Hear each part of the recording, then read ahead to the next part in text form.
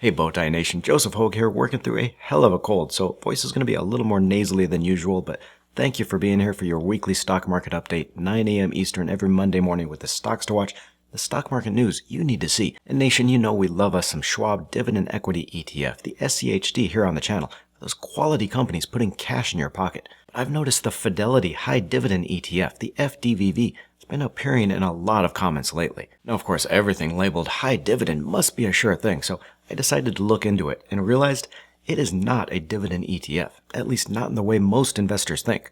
I'm going to compare the two dividend funds, reveal why the FDVV is a growth stock masquerading as a dividend ETF and which to buy, along with important updates to shares of SoFi Technologies and super microcomputers. First though, interest rates on money market accounts have started coming way down, so I've had to find another place for my cash, now earning a 7% yield on worthy bonds, a fixed income platform with bonds backed by small business and short-term real estate loans. You can invest as little as $10 per bond and earn interest on a daily basis.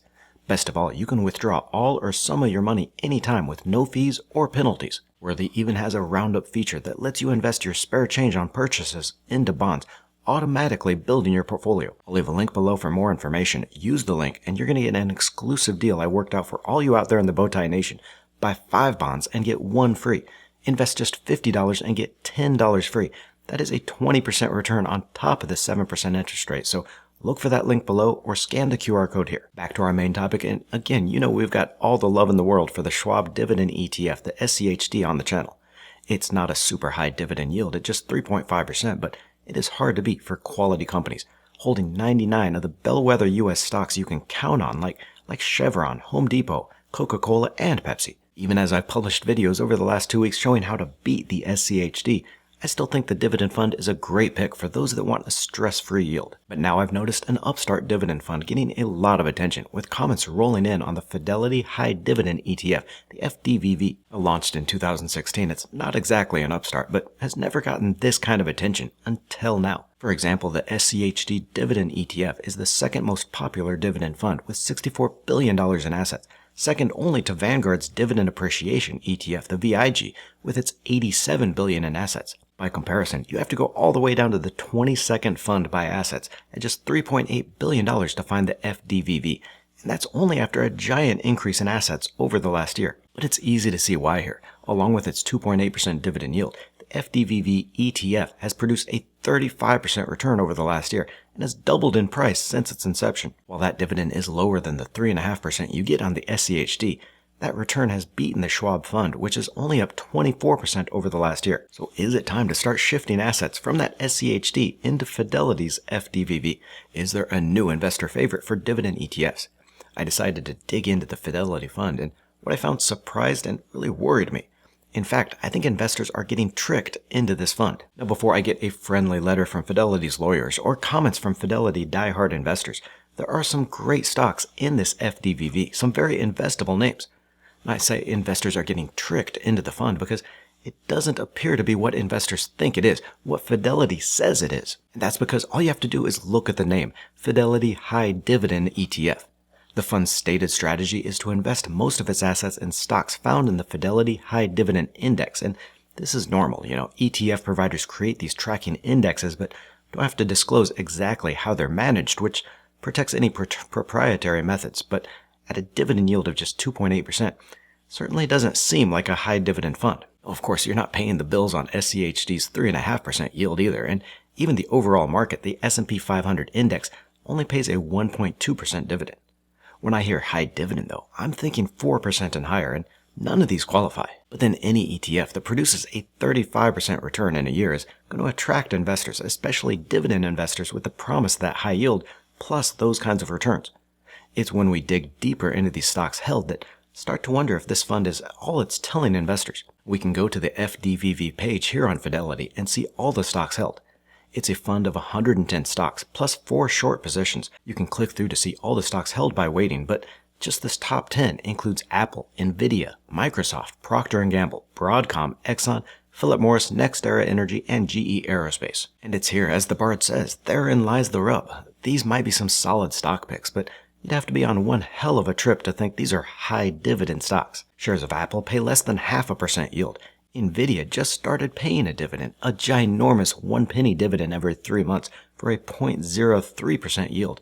Even Microsoft puts less than 1% cash in your pocket. In fact, only 3 of these top 10 stocks held in the FDVV pay a dividend over 2% yield. That's XOM, Philip Morris, and NextEra Energy, and even that's a stretch to call high dividend. Of course, there is nothing wrong with investing in growth or tech stocks. I own shares of the iShares Expanded Tech ETF, the IGM, which holds a lot of these same stocks, but only pays a 0.33% dividend. But then with a 54% return over the last year, I don't care, I can create my own dividends. I do have a problem though when fund managers slap a name like high dividend on a fund just to attract those very devoted set of dividend investors, some of the best, most loyal investors in the world. But then the managers go ahead and just invest in whatever the hell they want. It is a bait and switch, and while it's worked out with that return over the last few years, it's not what the investors think they're getting and isn't matching their goals. Compare that with the stocks in the SCHD, where of the 99 companies held, only one pays a dividend yield under 2% right now, and looking at the top payers, you find some decidedly high dividend names. 16 of the stocks held pay a dividend above 5%, and several pay 6% or higher, along with the fundamentals that you would expect from quality dividend companies. And again, it's not that the Fidelity FDVV is a bad group of stocks, but if you're putting your money into a theme ETF with a specific goal, you need to know that the fund is meeting that goal. Investors looking for high dividend groups of stocks, maybe those trying to live off their dividends, are going to be sorely disappointed with the FDV if that tech momentum slows down, because not only will you not be getting anything resembling high dividends, but you're also going to lose those returns that you've come to expect. Turning to the stocks I'm watching this week, PayPal Holdings, ticker PYPL, is going to be reporting its Q3 earnings Tuesday after the stock has zoomed 50% over the last year and is trading at its highest level since January 2023. Now, announced partnerships with Amazon and Apple have helped bring investors back to the idea that the company will finally start growing again, but I wonder if it's not ahead of itself at this point and setting up for a disappointment. The company barely beat earnings expectations last quarter, and Q3 is expected to show a decline of 18% in profits from last year, so clearly the fundamentals haven't yet changed. If management isn't able to talk up that potential growth or give a strong outlook for next year, the stock isn't going to be able to support its 20x price-to-earnings multiple. SoFi Technologies, ticker SOFI, also going to be reporting on Tuesday and has also seen its share price jump 48% over the last year. This is still my top pick for long-term growth in fintechs, but I'm afraid this one has also run too far too fast. The company is still reporting strong revenue growth at around 18% a year and doing an amazing job of adding members, but with a book value around $6 a share, the stock is trading at 1.8 times on a price-to-book valuation. Now that is expensive for a bank stock, even for a growth like that SoFi. I've covered my shares selling call options at a $12 strike price, so collecting some cash while keeping some of that upside potential but reducing the risk. In the meantime, I'm buying shares of peer Ally Financial, which is trading at under a 1.0 price-to-book valuation. Going to be another big report by Supermicro Computers, ticker SMCI, going to be reporting on Tuesday as well, with shares up on the year, but still down 60% from the March peak. Now, this is my favorite play and what could be the next stage in the AI revolution, that hardware needed to go into the data centers, but it's not without considerable risk. Earnings are expected to have boomed 120% from the same quarter last year on 212% revenue growth, and the shares are trading at ridiculously low price of 14 times on a price-to-earnings basis. Now, of course, the risk is, can you trust these numbers? We're still waiting on the company's annual 10K report, which is late, and we haven't seen the last of the risk from the alleged accounting shenanigans. Again, though, as I've been talking about over the last month, none of these accounting practices or allegations are existential for the company or change the fact that it is a pure-play leader in that data center hardware theme and is going to benefit from that wave of growth.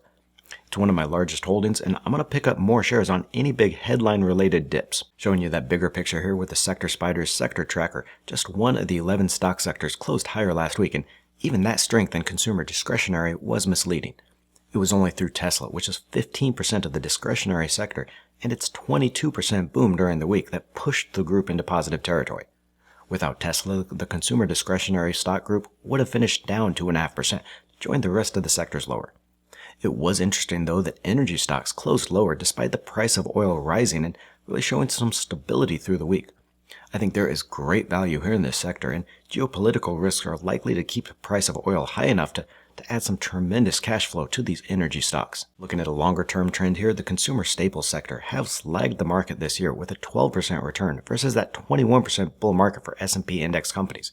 While valuations are looking better, companies in the space, so beverages, household products, food, and personal products, are still struggling under that persistent inflation and consumers that are just more conscious of their shopping decisions. Stocks in the group should hold up well on any near-term weakness we see in the market, but the bull market appears to have further to run long-term, and it's likely that consumer staple stocks are going to continue to underperform over that time horizon. It's going to be a big week because 5 of the 7 biggest companies in the market are going to be reporting their earnings this week. Considering that the Magnificent 7 stocks are nearly a third of the S&P 500 market index, any news here is going to guide investor sentiment and market direction. These 7 stocks are also expected to carry the market in terms of profit growth, with forecasts for the Mag 7 to report 18% annual growth in earnings to the third quarter, versus an anemic 1.1% profit growth for the other 493 companies in the index. That sets up the market for a potentially volatile week. If the big tech giants deliver on another quarter, the bull market and expensive valuations are going to be vindicated and can continue higher. If any weakness is shown, though, well, investors have been quick to sell lately and are looking for a reason to take profits.